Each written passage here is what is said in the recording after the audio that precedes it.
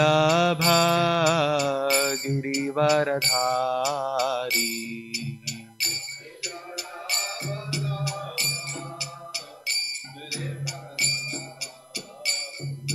यशोदानन्दन व्रज जनरञ्जन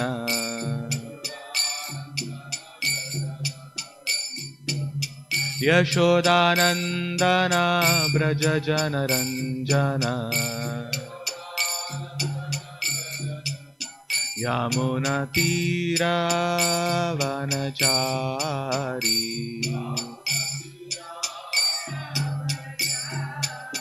यमुनतीरावनचारी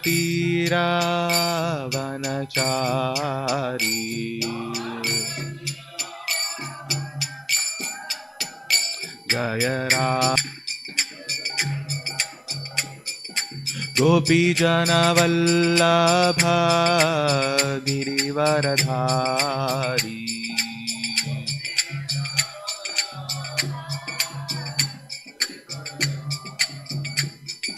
यशोदानन्दन व्रज जनरञ्जन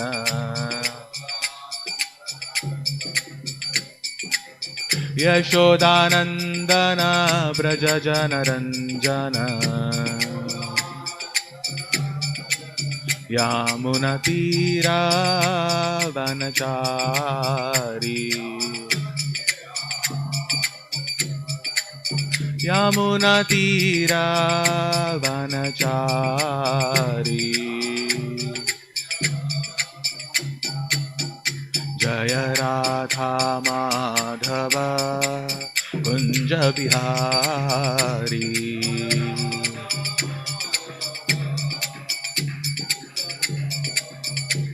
जय राधा माधव कुंज बिहारी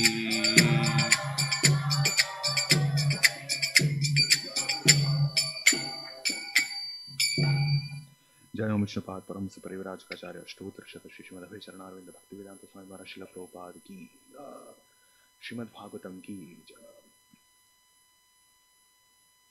ओम नमो भगवते वासुदेवाय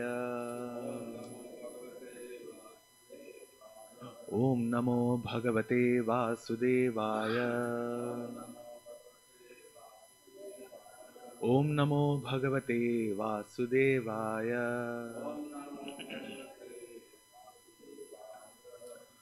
Today we are reading from Srimad Bhagavatam 10 to 10, chapter 6, the killing of the demon Putna, and we'll read two texts, text 2 and text 3. Text 2 doesn't have a purport, so I'll read the verse and the translation, and we can repeat text 3. So text 2. कंसेना प्रहिता घोरा Putana बालघातिनी शिशूंश्चचार निघ्नन्ति पुरग्राम व्रजादिषु. Translation.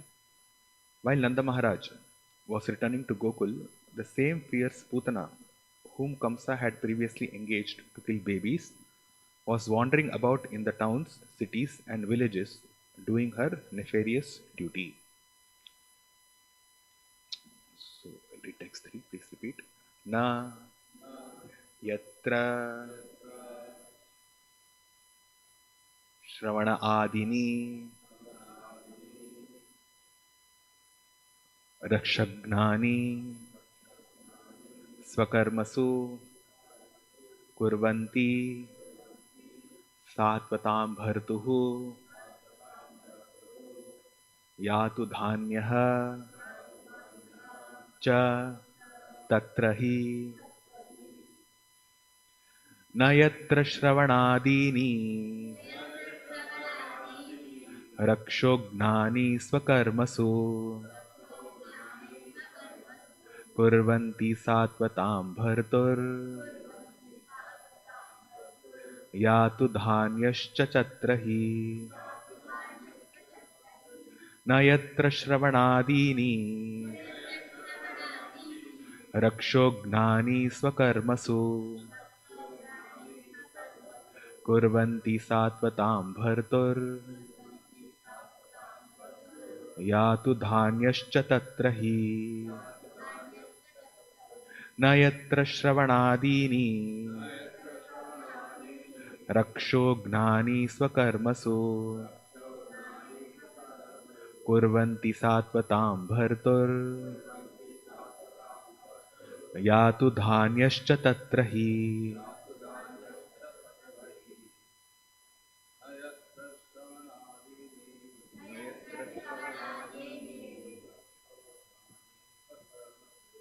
रक्षो ज्ञानी स्वकर्मसु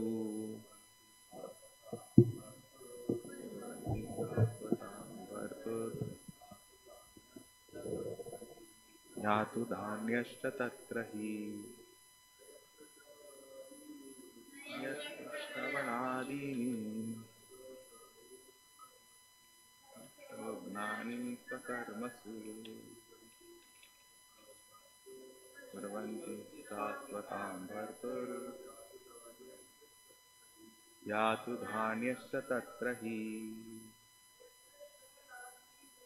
न यत्र श्रवणादीनि रक्षो ज्ञानी स्वकर्मसु कुर्वन्ति सात्वतां भर्तुर्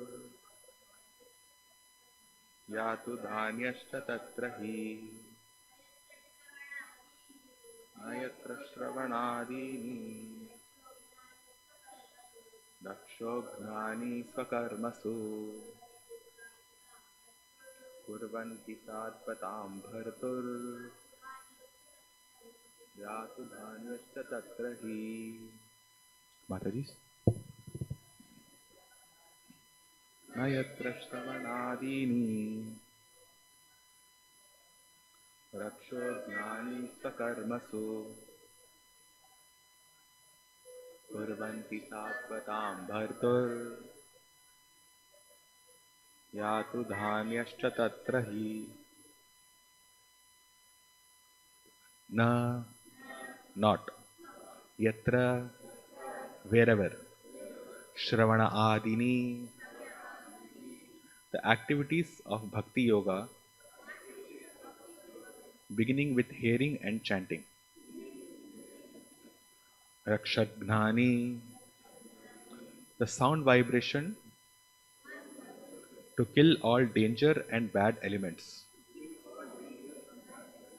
swakarmasu if one is engaged in his occupational duty.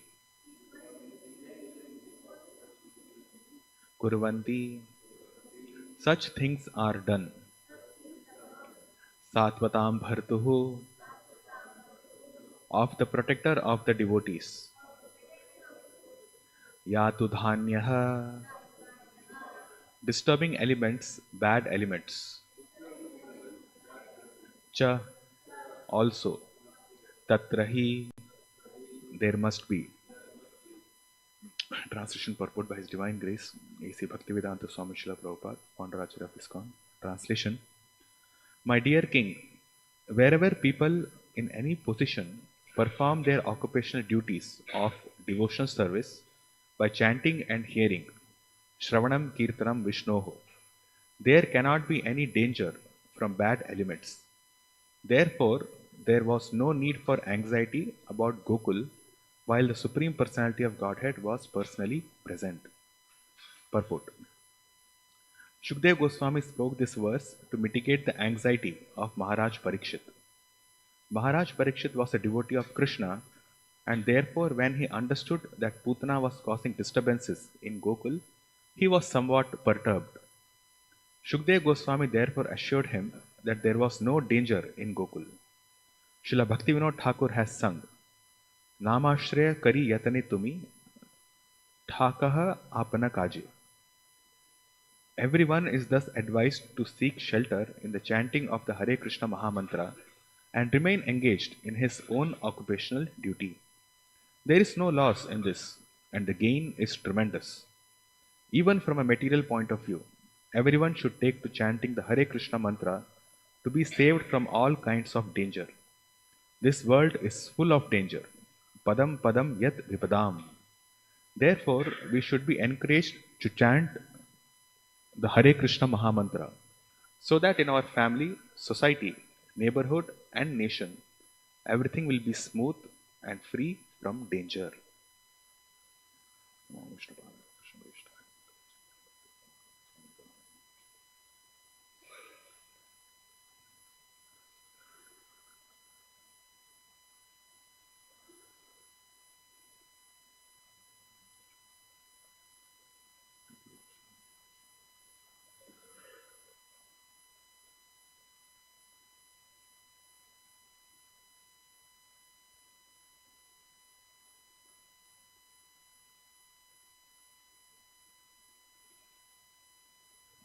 So I'll read the translation again. My dear king, wherever people in any position perform their occupational duties of devotional service by chanting and hearing Shravanam Kirtanam Vishnu, there cannot be any danger from bad elements.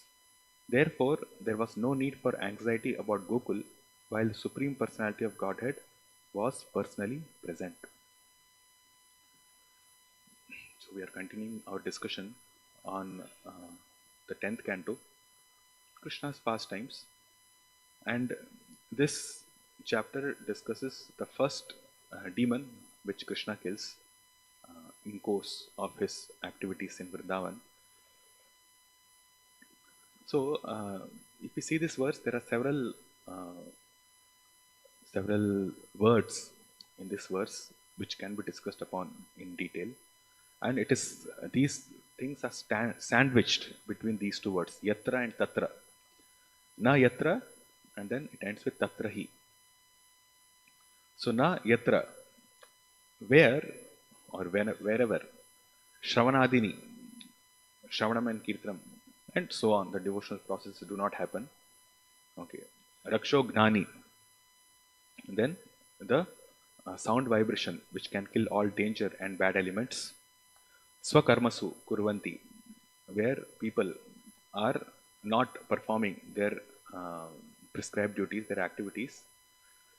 Satvatam Bhartur, for the pleasure of the protector of devotees. Yatu Dhanyascha Tatrahi, then the disturbing bad elements there are not destroyed. Okay, so that's one way of understanding it.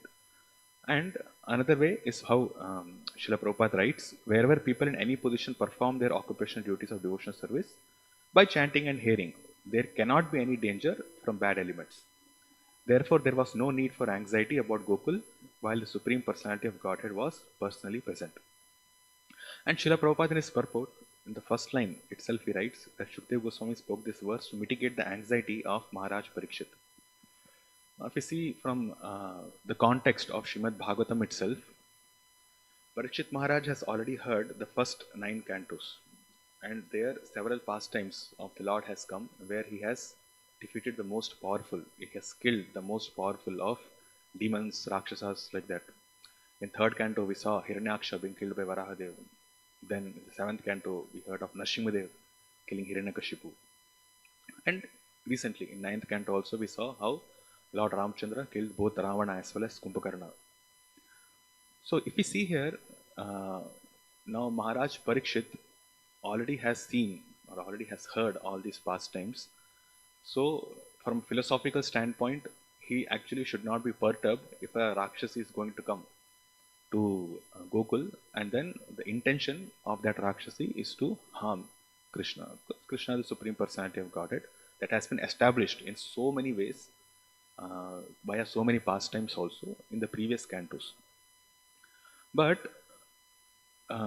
what this verse basically signifies and what Shukdev Goswami saw in Maharaj Parikshit is, after listening to Krishna's pastimes, normally it is said that to enter Krishna's pastimes in the 10th canto, one should hear the first 9 cantos because that purifies the heart and it softens the heart. It makes the heart very soft. So Maharaj Parikshit is the proper hearer of Srimad Bhagavatam, and that has actually happened within his heart has become so soft that although he understands that philosophically, he understands that Krishna is the Supreme Personality of Godhead that has been established in the previous cantos, but still there is some amount of anxiety, there is some amount of palpitation, there is some amount of fear that something might happen to Krishna. So which indicates that Parikshit Maharaj has achieved that affection or love that the Vrindavan Vasis have for Krishna, and Parikshit Maharaj has actually imbibed, or he has got into that mood of Vrindavan Vasis. And Shukdev Goswami nicely understood that. Obviously, he's a spiritual master. So he understood Parikshit Maharaj's mood, and that's why he's speaking this verse to mitigate the anxiety of Maharaj Parikshit. So this, we will read the commentary of the Acharyas in some time.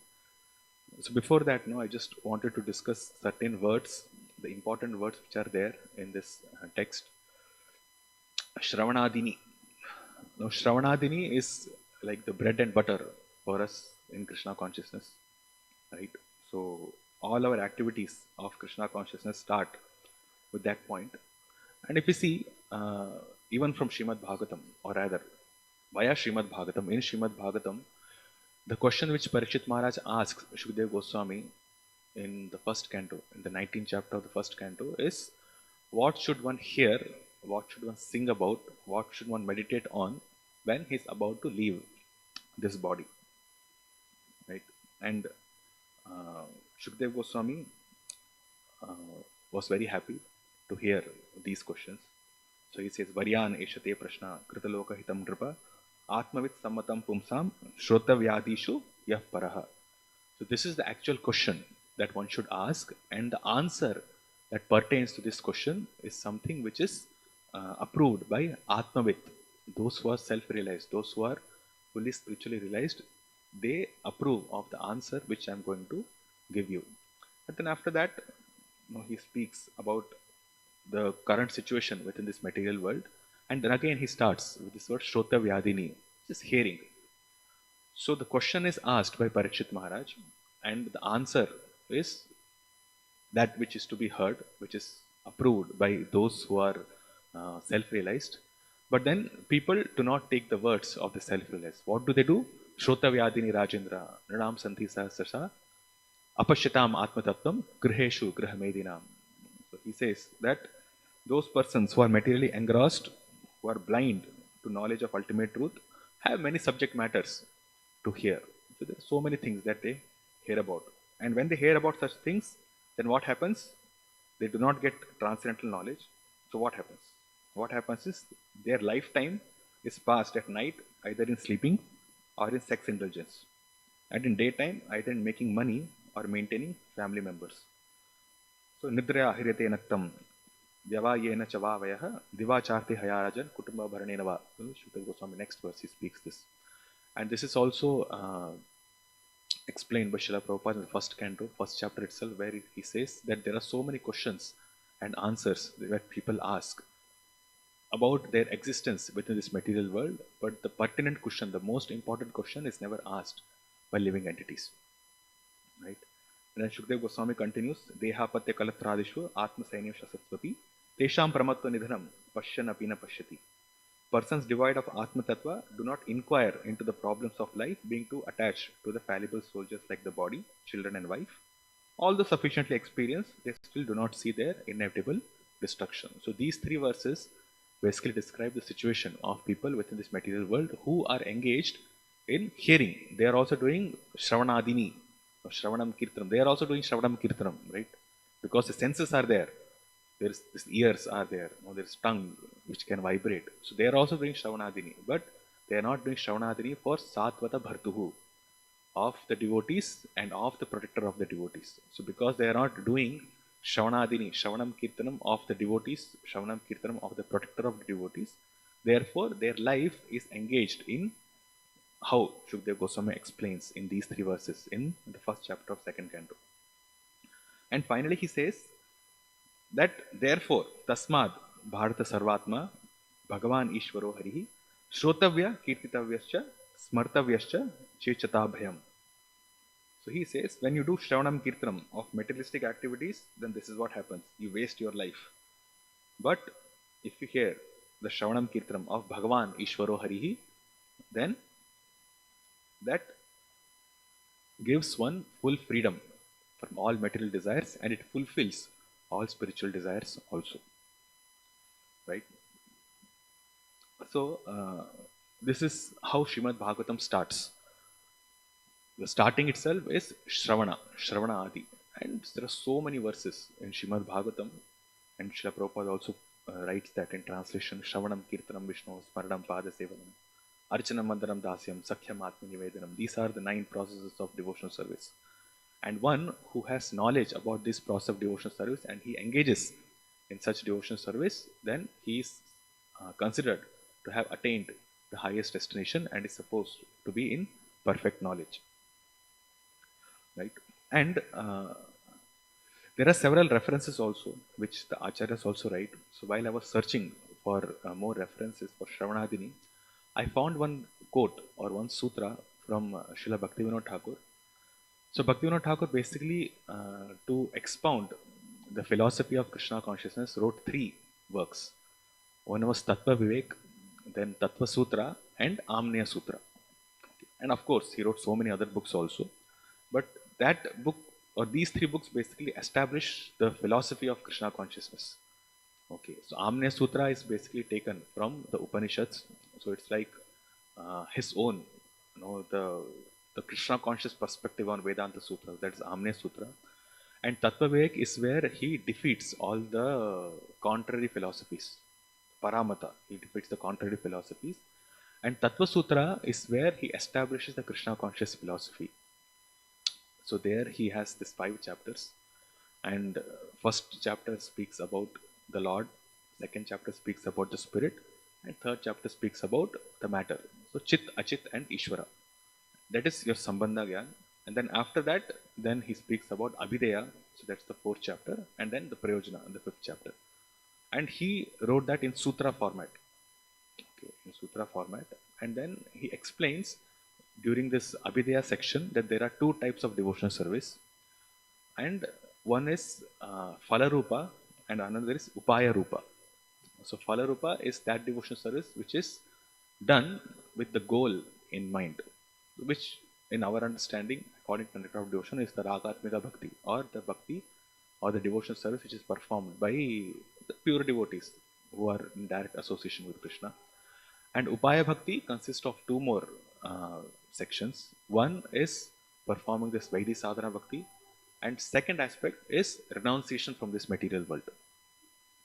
So Bhaktivinoda Thakur, Srila Bhaktivinoda Thakur is very, very clear, or rather he explains very clearly that when one performs sadhana bhakti or one has not achieved the goal, and the means of achieve the goal is twofold. One is performing devotional service, Vaidhi Sadhana Bhakti, and another is renunciation from this material world. So both are important. If only one is there, then one cannot attain the Phalarupa or the highest form of devotional service. We may perform, okay, so this first one, he speaks, there's a sutra that he writes, Shravana Kirtanadini Paranushilanopayogivat Pratyangani. So what he basically says is Shravana Kirtanadini. So Shravanam and Kirtanam is the first thing that one is supposed to do in practicing of Vaidhi Sadhana Bhakti. And he gives several quotes in his explanations about this. And he says this Shravana and Kirtana should be for Para. And this Para refers to the Supreme Personality of Godhead. And it should be favorable to him. It should be Anushilanam. So Para Anushilanam. So Shravana, Kirtana, Adi. So when he says, here also in this verse is Shravana Adini. And then Srila Bhaktivinoda Thakur also writes Shravana, Kirtana, Adi. So at several places we have this Adi that comes. So Adi means it's not only Shravanam, but there are other processes of devotional service also which is expanded in the Shravanam, Kirtanam, Vishnu Smaranam verse. So all these things form the basic crux of performing devotional service. So Shravana Kirtanadini Para Anushilana Upayogitvat Pratyangani. Upayogitvat means these forms of devotional service should be used for rendering service to Krishna. So Upayogitvat. So Para Anushilana Upayogitvat and Pratyangani. And these are the limbs of devotional service. So this we have already know from our understanding of nectar of devotion and also from Srimad Bhagavatam as well. And there are several verses which Srila Bhaktivinoda Thakur quotes regarding this. So the main point here is that we should understand is when Srila Bhaktivinoda Thakur explains about this, he says that these 2 aspects of performing devotional service and of renunciation from the material world should go parallelly. If we perform only the practices of devotional service, but we are not endeavoring or we are not forcing ourselves, we are not pushing ourselves to be renounced from this material world, then the actual result, the phala bhakti, will not come. It will not generate within the heart. At the same time, if we are only renounced and we are not performing the activities of devotional service, Shravana, Kirtana, Adi, if that does not happen, then the heart becomes very hard and we cultivate impersonalistic tendencies. So both should be there. So Shravanadini has these two connotations. Shravanam, Kirtanam, Vishnu Smaranam, and so on should happen for or only for the sake of the Supreme Lord. At the same time, there should be renunciation from the material world also. One should push ourselves. Just like Maya Devi is pushing, because of our existence within this material world for millions and trillions of lifetimes, it's very natural, or it becomes very natural for us to remain entangled within this material world. Even if we are not doing any materialistic activities, there is laziness that creeps in, right? Where we are not pushing ourselves to perform devotional service. There is a relaxation, the tendency to relax within this material world. I'm satisfied. I'm okay. Oh, like my material maintenance is taken care of. I'm in a good position because of my previous karmas, and I'm performing some type of devotional service also. And then we feel very relaxed within this material realm. But that relaxation is actually a form of Maya only, because we are not pushing ourselves to perform devotional service, because time is being wasted in experiencing or enjoying the kind of satisfaction or enjoying the satisfaction or the mental peace that we observe by having ourselves within this material world, by having a comfortable situation within this material world. But that is actually a hindrance to devotional service. So renunciation from the material world basically means that we have to be alert. We always have to be alert. We always have to be keep pushing ourselves so that we can get the full fruit of Shravanadini. Right? So that is important. That's required. And this is what Srila Bhaktivinoda Thakur in Tattva Sutra, in his commentary, he gives several verses which basically explains all these aspects. So just thought I'll share this with you.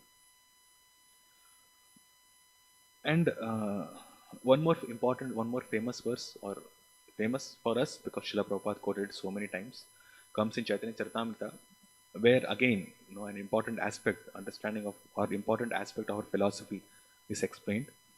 There it's mentioned that Nitya Siddha Krishna Prema Sadhya Kabunoy Shravanadi Shuddha Chitta Karaya Uday. So Nitya Siddha Krishna Prema Sadhya Kabhu Noy. We know this verse. So Nitya Siddha, the Krishna consciousness is already established within the heart. So it's Nitya Siddha, it's already there within the heart. And it is not something which is to be achieved externally. No, something should not be infused within the heart. So Nitya Siddha Krishna Prema, Sadhya, it's not Sadhya, it's not something that we have to achieve. It's not a goal, because, or rather it is a goal, but then it's already manifest, it's there within the heart, but it's not manifested, it's unmanifest. And that can be revived by Shravanadi. So Shravanadi Shuddha Chitta Karayodaya. By hearing of Krishna's pastimes, hearing of Krishna's Leela, hearing Krishna's holy names, it purifies the heart, and from within the heart, this Krishna Prema is revealed. So this is not something which we have to learn from outside. Now this is important for us because when we practice devotional service, when we are chanting, when we are reading, or when we are doing so many practices of devotional service, this Krishna Prema which is there within the heart does not seem to manifest. Or rather, it always seems that this is something which I have to achieve. This is something which I have to gain. Therefore, I'm endeavoring for it, like that. But from a pure philosophical point of view, just like the living entity is not 100% different from the Supreme Lord also. The living entity is different, at the same time it's non-different also. There's an intense or deep connection between Krishna and us. And from Krishna's point of view, he does not see any difference between himself and the living entities and his pure devotees. So that connection is there. So if when we practice devotional service, we tend to lose this particular aspect. We tend to forget this particular aspect, and we perform our devotional service sometimes mechanically.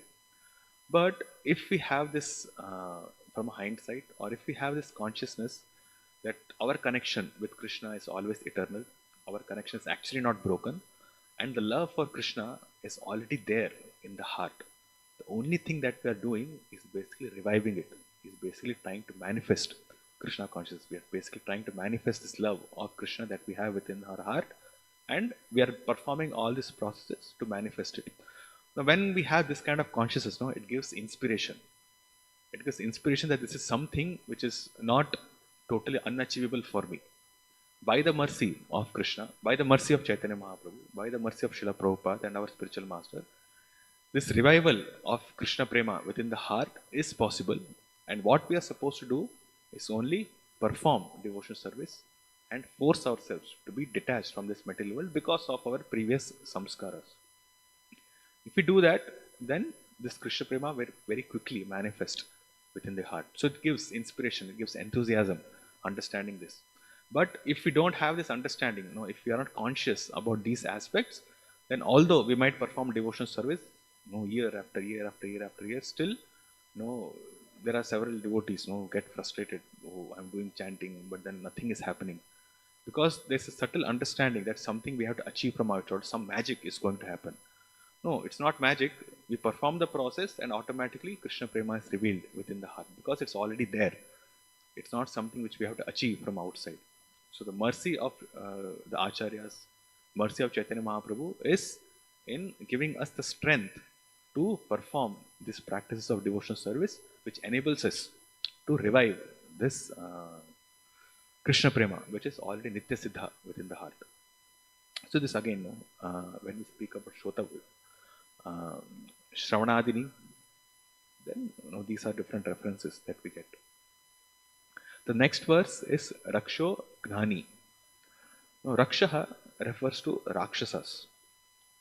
So in the previous verse, Shukdev Goswami, he explains the glories, or he explains the activities of Putana, and he says Kamsena Prahita. So Kamsa has previously engaged in Ghora. So Putana is Ghora. She's Bala Ghatini. So she is the one who kills children. And Shishums. Shishums Chachara Nignanti. Then what type of children? Small babies. And she kills them. So one who engages in Shravanadini, in hearing the glories of the Lord, they don't have to fear these Rakshasas. This Raksha Gnani happens. The sound vibration to kill all danger and bad elements. These Rakshasas are killed. Now when we read this, when we read these sections, it looks like stories, because we are physically separated from these pastimes. These pastimes happened 5,000 years back. Theoretically, we understand that these pastimes are eternal. Krishna's pastimes are going now, even now. So even now, Putana is coming with an attempt to kill Krishna. And in some universe, Krishna is killing Putana. So all these pastimes are continuously happening. So when we discuss these pastimes here, we're actually relating the incident as it is happening right now.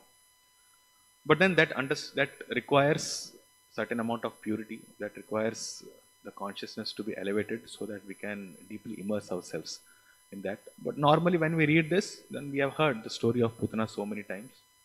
But if we see from, again, coming back to Maharaj Parikshit's perspective, or from the perspective of the Vrindavan Vasis, when Shukdev Goswami says that this Rakshasi is Ghora, she is very fierce, and Bhalagatini, a Rakshasi who killed small babies, and she was wandering in towns, cities, and villages here and there. This, for pure devotees like Maharaj Parikshit, it creates anxiety is there, but there is an element of terror also within the heart, right? So, if we have to relate to our mundane experiences within this material world, if there's a terrorist attack, or a prominent example which is normally given of a terrorist attack is either 9/11, which happened in the US, or this 27/11, which happened in India and Mumbai. So some terrorists came and then they started shooting people just like that in heavily crowded places. Now we can just imagine if we were there in that place, what our mental situation would be, right? How our mental situation would be, and how will be our reaction, and the kind of terror that we will experience. It will be a horrible event. Of course, with devotional service, there is some strength. Of course, we cannot deny that. But if we think from a normal person's point of view, then it's a highly horrific activity. There is this terror which is there within the heart, and this same kind of terror is not the same kind, but it's like it's a mundane example which we are using to try to understand the emotions of the Vrajavasis. Krishna is so dear to the Vrindavanvasis, and when a Rakshasi comes, of course, she came in a very beautiful form, but when such kind of Rakshasi, from Nanda Maharaj's point of view, now Vasudeva has said that there might be some disturbances, and Nanda Maharaj, knowing the intentions of Kamsa, could understand that he might send some demoniac elements to Gokul, and some disturbances might be there. So from Nanda Maharaj's point of view, Krishna is so dear. Now after such a long, so many years, he's very old, and at this point he has got a son. And then some bad things can happen in Gokula, means there is this experience, this emotion of terror within his heart. And when such kind of Rakshasi sees, at later point of time we will see, then this terror is manifest more. But at the same time, no, she's already dead. So when from Yashoda's point of view, or from the Vrindavanvasi's point of view, when Putna comes, or when such a Rakshasi comes, then it's like a terrorist situation for them. It is so gory, and it is so horrible and so horrible that at one side that experience of terror, of terrorism is there. It's like experience of a ghost. Some of us may have experience of the ghosts also, and it kinds of instills terror within the heart. It kinds of instills that uneasiness, something which cannot be expressed very clearly in words. So the Vrindavan Vasis also experience that whenever this happens. From in Putna's point of view, she came as a very beautiful woman, so that experience was not there. But when she tried to kill Krishna, and then she assumed that gory form, that ghastly form, then we can understand the terror which should have gone through the hearts of these Vrindavan Vasis, and the anxiety that they would have experienced of what will happen to Krishna, because the Rakshasi has come in this form, and now when Krishna is trying to suck the life air from her, then she's assuming such a huge form, just like a ghost, right? So it's so difficult. And then each day, one of the other demonic elements, Rakshasas or ghosts or someone else is coming and then trying to kill Krishna. So this, on one side, it's a very terrific experience, but at the same time, it also enables these devotees to experience intense affection and love for Krishna. So these elements, although they come to Vrindavan, so there are both these emotions. There's horrific emotion also, and this horrific emotion actually acts as as an impetus for arising, or for the arisal of intense love for Krishna. So both happens at the same time. So this Rakshasa Gnani, Raksho Gnani, that happens when the Shravanadini of Krishna happens. Then Swakarmasu Kurvanti. So Swakarmasu can be explained in multiple ways. In this particular translation, Srila Prabhupada writes the occupational duties of devotional service. And then, of course, there's Varnashrama Dharma as well, where people perform Varnashrama duties for the sake of pleasing the Lord. But here in this case, Srila Prabhupada limits it to Swakarmasu Kurvanti. And Satvatam Bhartuhu. So Satvatam Bhartuhu, here Srila Prabhupada translates as of the protector of the devotees. So in this context, I will read the commentary of Srila Bhaktisiddhanta Saraswati. So this particular verse appears in Chaitanya Bhagavata as well. In 8th chapter, Chaitanya Bhagavata Adi Khanda, I think. Adi Khanda 8th chapter, 88th verse is this particular verse. And Srila Bhaktisiddhanta Saraswati writes the commentary based on the commentary of the Acharyas. So it includes all the commentaries of the Acharyas. It includes Srila Jiva Goswami's commentary, Vishwanath Chakravarti Thakur's commentary, and Sanatana Goswami's commentary.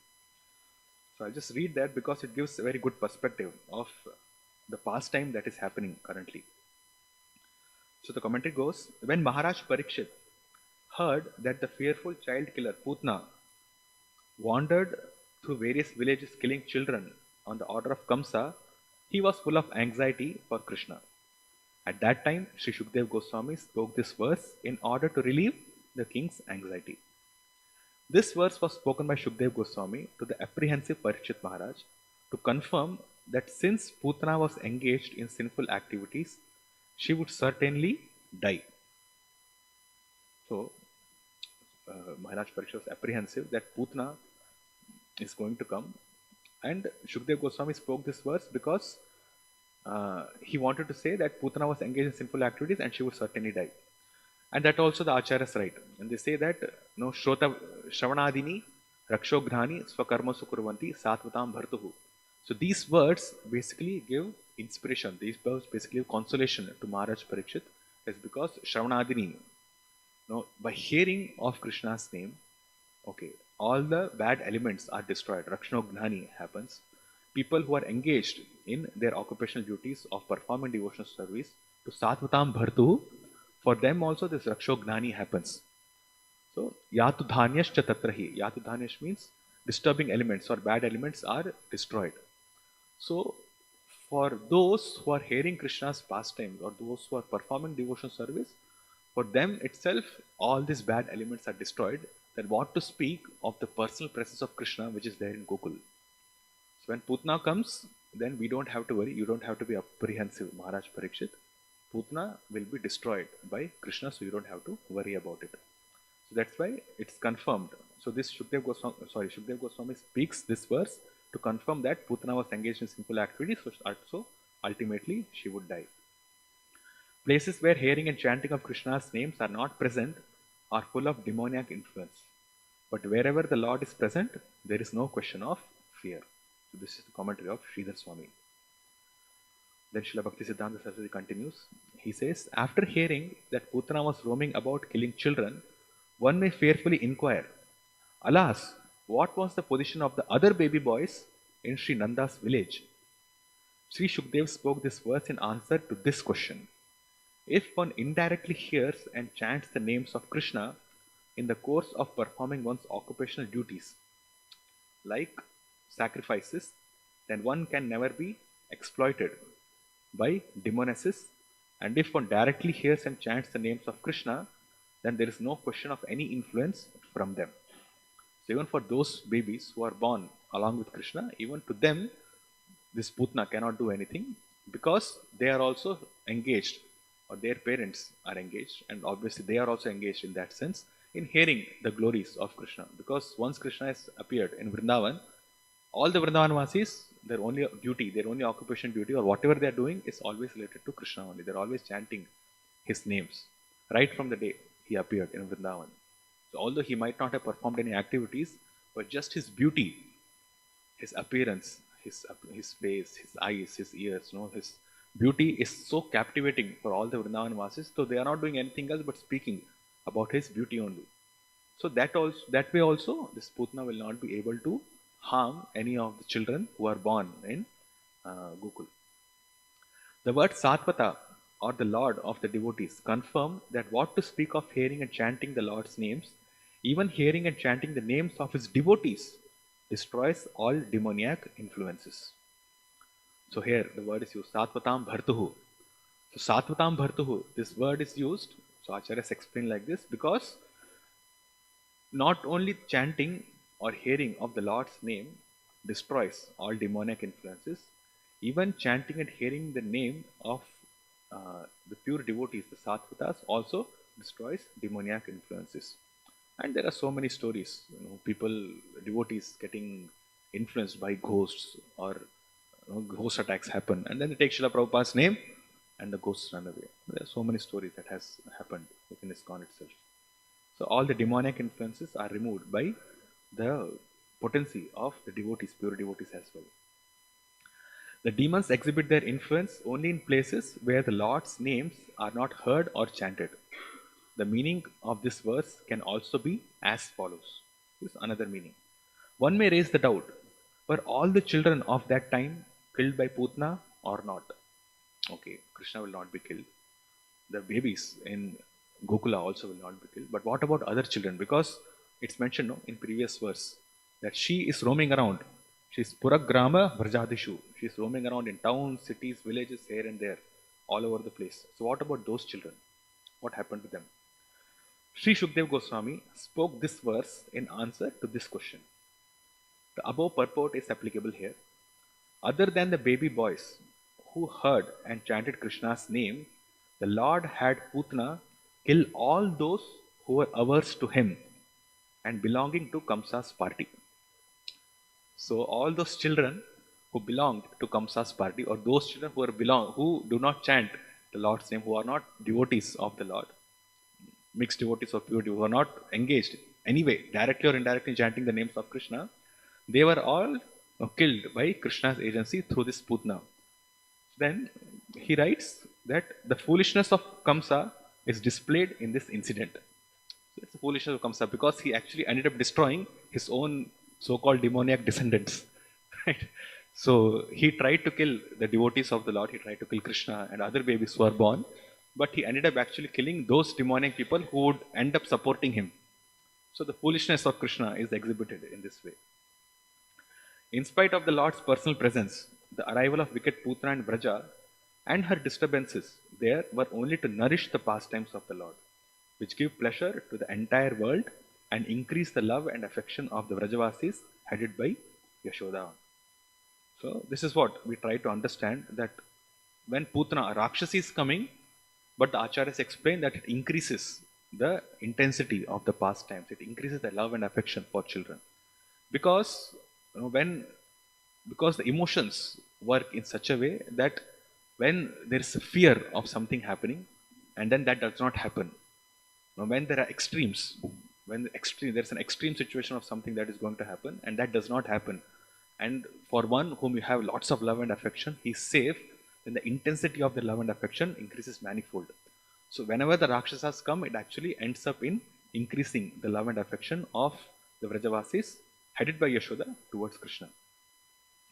These incidents are all arranged by the Lord's Leela Shakti or pleasure potencies. The word Leela Shakti here refers to one of the three principal energies in Vaikuntha, and it refers to Vrindadevi in Vrindavan. So this is Sri Jiva Goswami's commentary on this verse. Okay. Then this is Srila Vishwanath Chakravarti Thakur's commentary. So Srila Bhakti Siddhanta Saraswati writes, this verse was spoken by Sri Shukdeva to the anxious Maharaj Parikshit to confirm that since Putana was engaged in sinful activities, she would certainly die.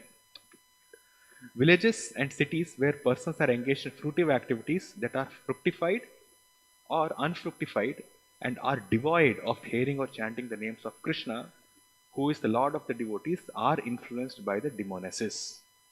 So now this speaks about the Swakarmasu Kurvanti. So those who are engaged in Varnashrama activities but are not devotees of the Lord, they would be influenced.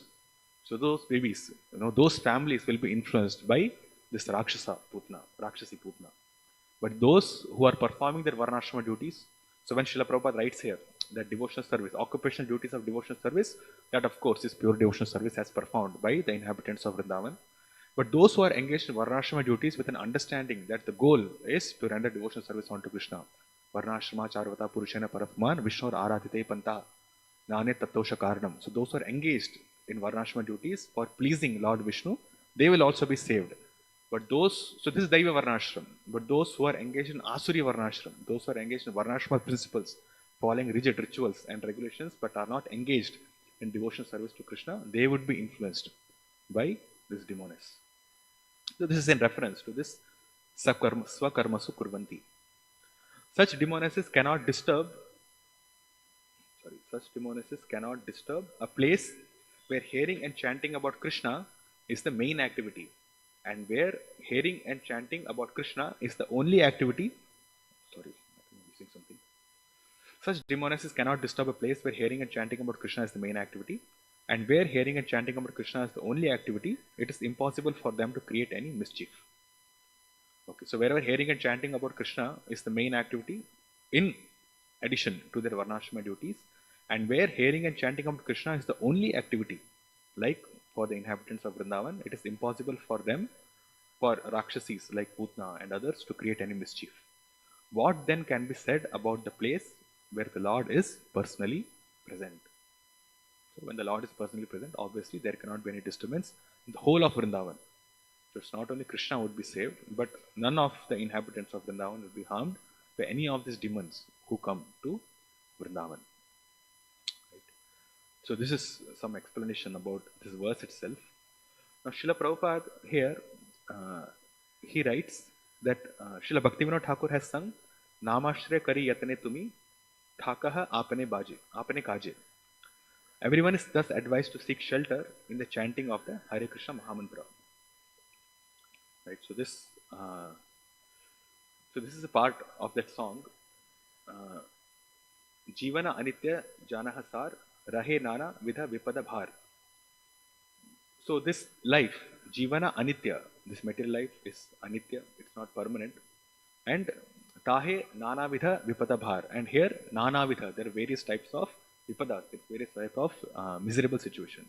So one should take shelter. Namashreya Kori Jatane Tumi. So one should take shelter of the name and Thakaha Apane Kaji. This is what he is supposed to do.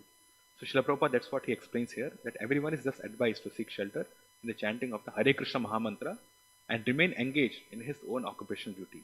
So this seeking shelter is also explained in the first verse of this chapter. Then he writes, even from a material point of view, or rather, he says, there is no loss in this and the gain is tremendous.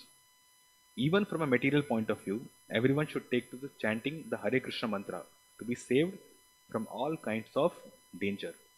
This world is full of danger. Padam padam yat vipadam. Therefore, we should be encouraged to chant the Hare Krishna Mahamantra so that in our family, society, neighborhood and nation, everything will be smooth and free from danger. Okay. So now, it might seem that Srila Prabhupada is writing that from a material point of view also, everyone should take to chanting the Hare Krishna mantra to be saved from all kinds of danger. So if we have to save, you have to be saved from material danger, then also we should take shelter of Hare Krishna mantra. So we have to understand this. The understanding is not that to remove material miseries so that I can be happy in this material world, we do not chant Hare Krishna mantra. That's not the point. Because presence within this material world itself is a miserable situation. Because padam padam yat vipadam. So living in a very comfortable, happy, opulent situation within this material world itself is dangerous. Because one does not know what his next life is going to be. In this life, we may have very nice, all kinds of opulences. When we speak of material opulences, we understand what it is. So one may have all kinds of material opulences, but that itself is a dangerous situation, and that defines padam padam yat vipadam. Even it's not that one has to undergo a really miserable situation like getting entangled in a hurricane or earthquakes or experiencing extreme poverty. Even one who's in a very opulent and nice situation, for him also every step is a miserable situation. Every step is a vipadam for him because each and every step that he takes, each and every moment of his life is engaged only in forgetting Krishna and feeling himself comfortable within this material world. That itself is a vipada, that itself is a miserable situation. So this world is full of danger. So from material point of view also, one should chant Hare Krishna Mahamantra so that he can understand the actual thing. And Prabhupada continues, therefore we should be encouraged to chant the Hare Krishna Mahamantra so that in our family, society, neighborhood and nation, everything will be smooth and free from danger. Because when one chants Hare Krishna Mahamantra, then the heart becomes purified. And when the heart becomes purified, then Krishna is, we are basically keeping him in the center. And that way, the family, all the family activities revolve around devotional service to Krishna. The society revolves around devotional service to Krishna. Neighborhood and nations, they do not fight with each other because all are devotees of Krishna. And everything will be smooth and free from danger. So these apparent material miseries which are created by hostility within family, society, neighborhoods, different neighborhoods and nations, that also will be mitigated because of chanting of Hare Krishna Mahamantra, and everybody is engaged in devotional service. So that way these material miseries can be mitigated. So when Srila Prabhupada writes that even from a material point of view one should chant Hare Krishna Mahamantra, does not mean that we remove the material miseries, we remove all the danger and we try to remain happy within this material world, because danger is always there. Birth, death, old age, disease itself is a dangerous situation. Right? Yes. So all this is possible. So this particular verse uh, stresses on Shravanadini, on hearing and chanting. So this is very important. So what we should take away from this discussion is that our chanting of Hare Krishna Mahamantra should be with this intention, not with an intention to remove all the dangers, because that will automatically happen. It's like a secondary benefit. But the chanting should be done for pleasing the Lord, for engaging in devotional service. You know, yeah. So this is also one of the reasons why whenever anyone comes to Krishna consciousness, we stress on chanting the holy names of the Lord, and we also do that for our Gurukul students also, that they should also chant the holy names of the Lord. They should also do some rounds. See, because we might think that if we are very intellectuals, we are philosophically very good, or we may be nice singers also. But then all these aspects do not actually relieve one from the bondage within this material world, but chanting of Hare Krishna Mahamantra does. So all the qualities, all the skills that we may possess, it's actually supposed to lead one to chanting of the holy names. So we might learn many things, but if we are not engaged, or if we are not chanting our rounds, then it actually amounts to nothing. So that's what it is. So we may speculate a lot, we may learn a lot, we may become very logical, we may become very intellectual, we may know so many stories from the Puranas, this, that, and all. But all these things are supposed to gear us towards chanting Hare Krishna Mahamantra. If we do not chant, then all of this becomes useless. It's like we have all the ingredients for cooking, and we are mixing all the ingredients also, but then there is no fire. So what's the point? Nothing will be cooked, right? So this fire of chanting must be there for everything to fall into place and for devotional service to happen. Unless this fire of chanting is there, then nothing works. Okay, so I'll stop here. If you have any questions, we can discuss. Yes, bro.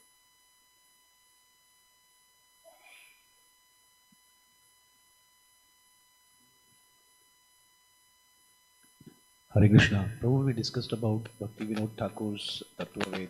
Yes. So in that you mentioned two sections.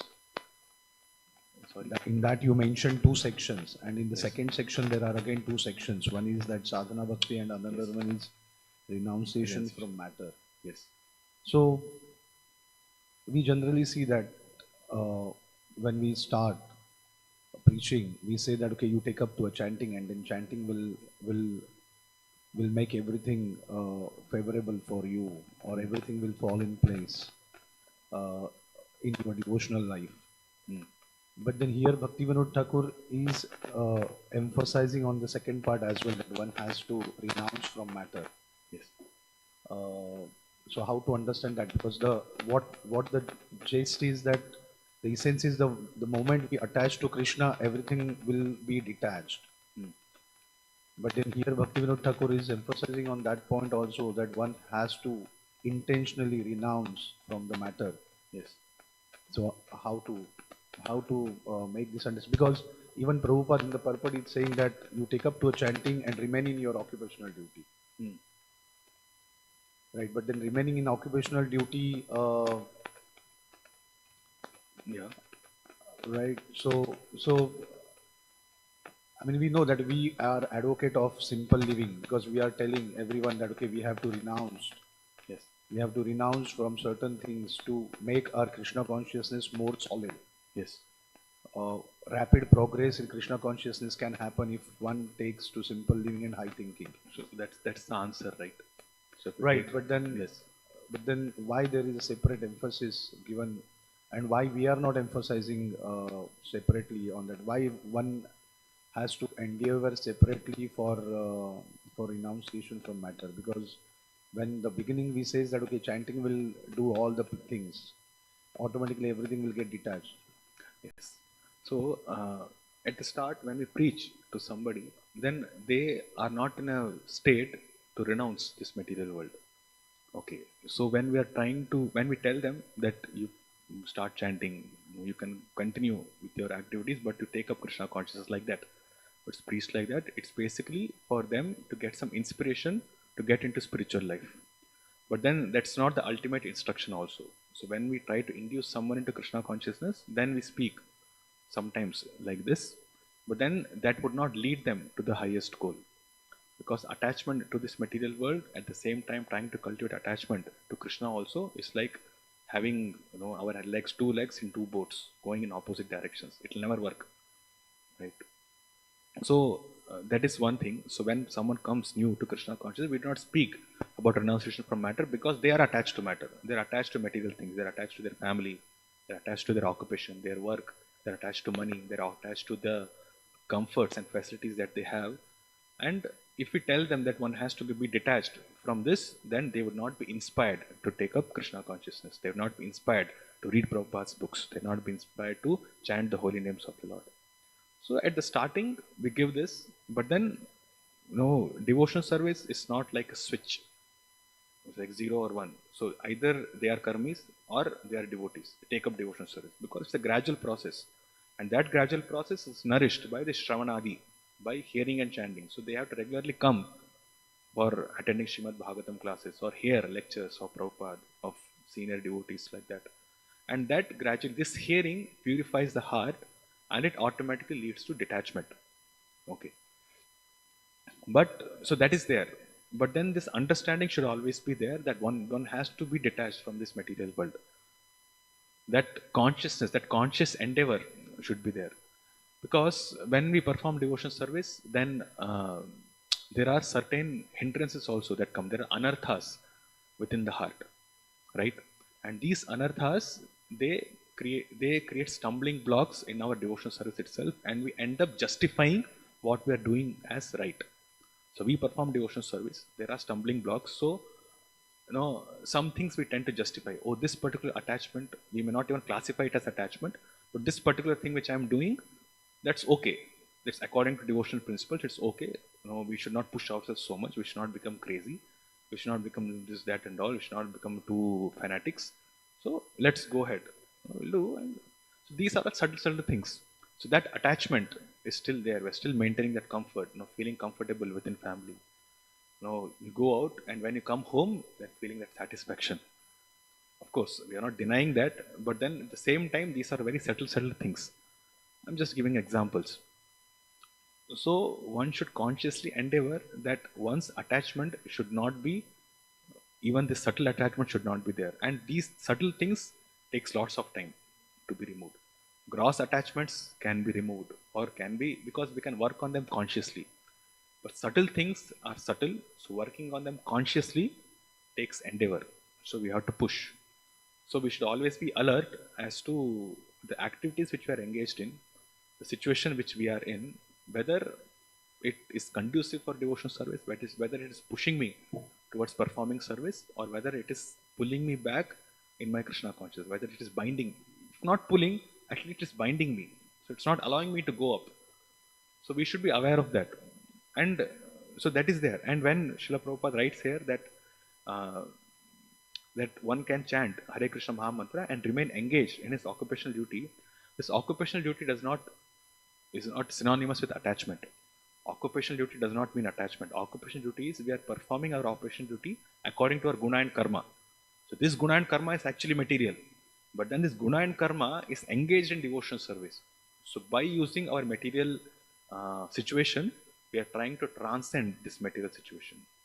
So when Krishna says Chaturvanya Guna Karma Vibhagashaha, so Varnashrama duties are based upon our guna and karma. These guna and karma are actually material because it does not pertain to the soul. The soul's swarupa is not the same as the position in which we find ourselves in, as either Brahmana, Kshatriya, Vaishya, Shudra, or Grahastha, Vanaprastha, Brahmachari, Sannyasi, like this. So these are situations which we find ourselves in because of our material conditioning. So of course that is there. But then devotional service and occupational duties are to be performed for the sake of pleasing the Lord.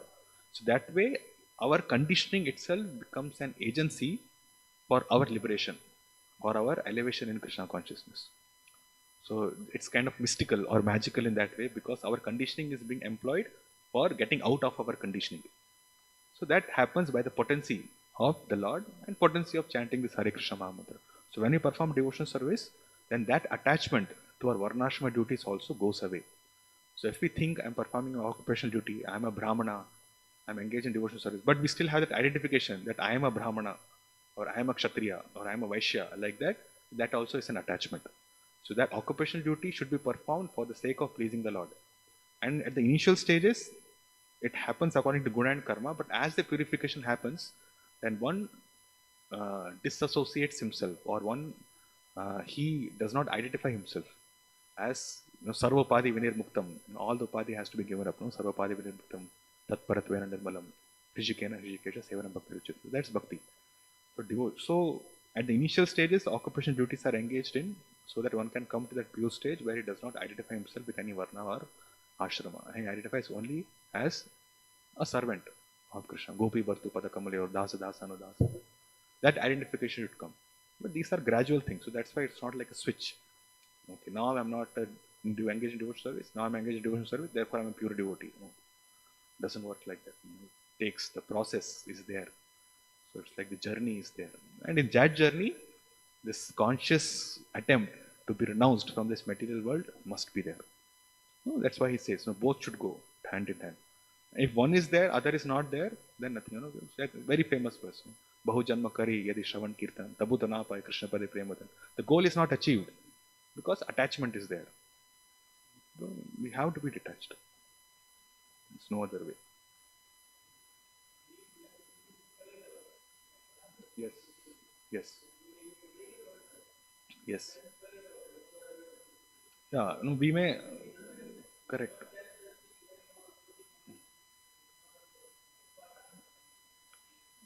Yeah. So that was the idea. Correct. That was the idea because here, no, we can very easily speak about the glories of the holy name with respect to this verse itself. But I thought I'll bring this point because that is more important. That's more important from our perspective, actually.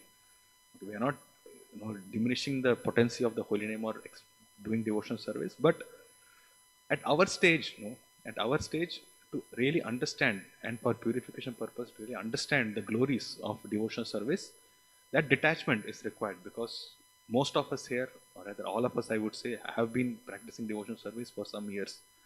So now it's for us to understand that that attachment to material things should be given up, and then the glories of the holy names would automatically be revealed. So Nitya Siddha, Krishna Prema, Sadhika Punay. That can happen only when this detachment also happens side by side. Right. Okay, Srimad Bhagavatam ki, Srila Prabhupada ki.